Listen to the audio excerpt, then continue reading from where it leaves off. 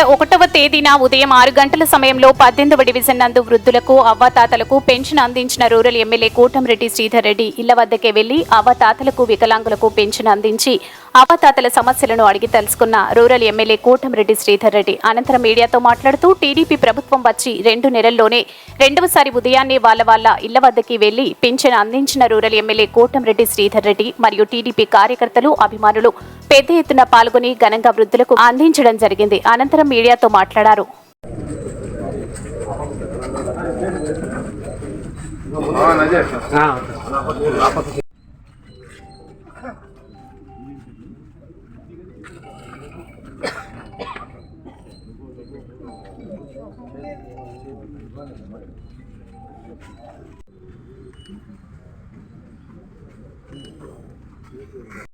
₹7,000 pension వృద్ధులకి వితంతువులకి అందింది.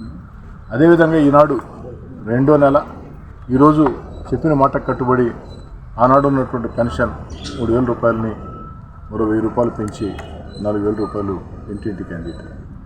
గౌరవ ముఖ్యమంత్రి చంద్రబాబు నాయుడు గారు రాష్ట్రంలో ఉన్నటువంటి తెలుగుదేశం పార్టీ శాసనసభ్యులకి, పార్లమెంట్ సభ్యులకి, తెలుగుదేశం పార్టీ నాయకులకి అందరూ కూడా పిలుపునిచ్చారు. ఈ యొక్క పెన్షన్ల పండుగలో విరివిగా విస్తృతంగా పాల్గొవాలని, ప్రజల దగ్గరికి వెళ్ళాలని, వారితో మాట్లాడాలని, పెన్షన్ డబ్బులు వాళ్ళకి అందించడమే కాకుండా ఆ ప్రాంతంలో ఉన్నటువంటి ప్రజా సమస్యలని, అభివృద్ధి కార్యక్రమాన్ని గుర్తించాలని గౌరవ ముఖ్యమంత్రి చంద్రబాబు నాయుడు గారు ఆదేశాలు ఇవ్వడం జరిగింది. వారి ఆదేశాల మేరకు ఈరోజు ఉదయాన్నే ఈ యొక్క నెల్లూరు రూరల్ నియోజకవర్గం 18వ డివిజన్లో ఈ యొక్క పెన్షన్ల పంపిణీ కార్యక్రమం శ్రీకారం చుట్టడం జరిగింది.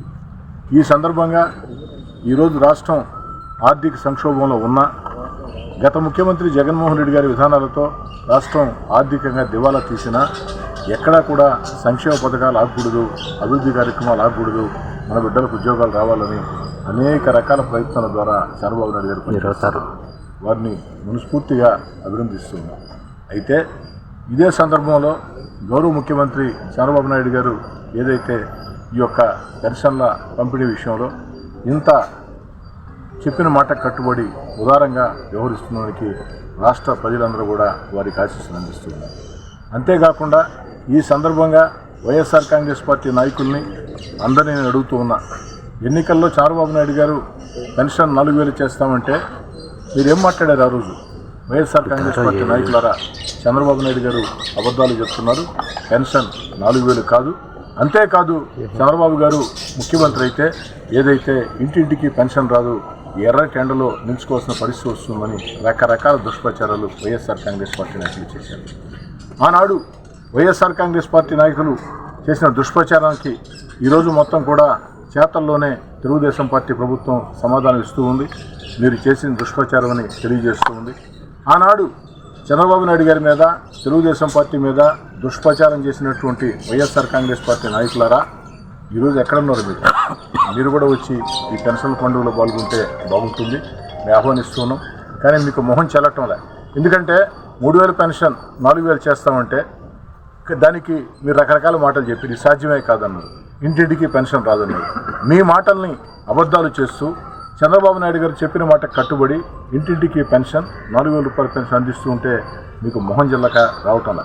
అయినా కూడా వైఎస్ఆర్ కాంగ్రెస్ పార్టీ నాయకులారా, మీరు కూడా వచ్చి ఈ యొక్క సంక్షేమ కార్యక్రమాల్లో, అభివృద్ధి కార్యక్రమాల్లో పాల్గొంటే మీకు కూడా పూర్తి స్థాయిలో వాస్తవాలు తెలుస్తాయని చెప్పని తెలియజేసుకుంటూ మరోసారి ముఖ్యమంత్రి చంద్రబాబు నాయుడు గారిని మనస్ఫూర్తిగా అభినందిస్తూ, చంద్రబాబు నాయుడు గారి నాయకత్వంలో ఆంధ్ర రాష్ట్రం సంక్షేమ పథకాలు, మన బిడ్డలకు ఉద్యోగాలు, అభివృద్ధి కార్యక్రమాలు ఏకదాటిగా సాగాలని ఆకాంక్షిస్తూ సెలవు.